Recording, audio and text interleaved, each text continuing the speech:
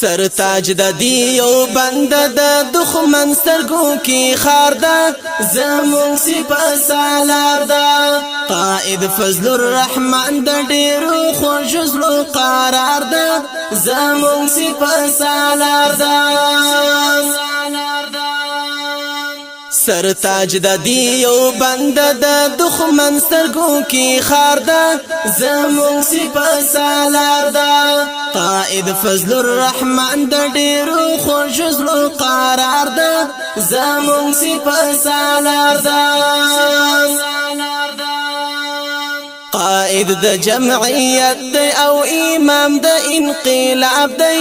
د سپین سبا افتاب دی د ننګ او شجاعت د غیرتونو فصل باب دی د سپین سبا افتاب دی نوی د انقلاب ته هم قوم انتظار ده زمون سپه سالار ده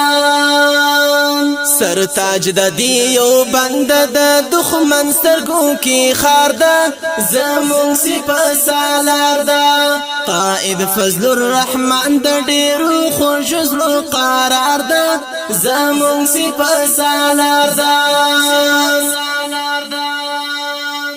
چی چا کړی بیعت د قائد فضل الرحمن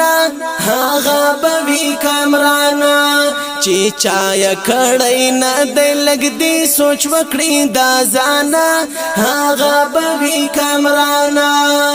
سیلاب د کار کو نانو ور پسې د بشمار ده زمون سپه سالار ده سر تاج د دیو بند د دښمن سترګو کې خار ده زمون سپه سالار ده قائد فضل الرحمن د ډیرو خوږ زړه قرار ده زمون سپه سالار ده رازی د جمعیت سره ملګری شو همدم شو باید ثابت قدم شو پر لار د جمعیت باندې محکم شو منظم شو باید ثابت قدم شو بس دا د جنت لار بل نشته داسې لار ده زمون سپه سالار ده سر تاج د دیو بند د دښمن سترګو کی خار ده زمون سپه سالار ده قائد فضل الرحمن د ډیرو خوږ زړه قرار ده زمون سپه سالار ده د برګ بیرغ په سیوري کې روان به یو تر مرګه ترینا بشور اخبارګه دښمن به رانی سوچي پر ملا یکړو سو درګه ترینا بشور اخبارګه قائد زمون امام دی او رهبر مو دی شاندار ده زمون سپه سالار ده سر تاج د دیو بند د دښمن سترګو کی خار ده زمون سپه سالار ده قائد فضل الرحمن د ډیرو خوږ زړه قرار ده زمون سپه سالار ده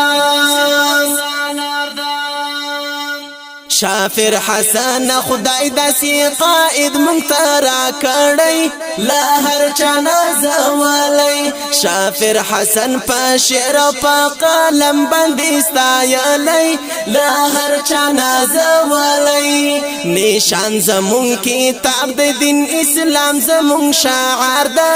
زمون سپه سالار ده سر تاج د دیو بند د دښمن سترګو کی خار ده زمون سپه سالار ده قائد فضل الرحمن د ډیرو خوږ زړه قرار ده زمون سپه سالار ده سر تاج د دیو بند د دښمن سترګو کی خار ده زمون سپه سالار ده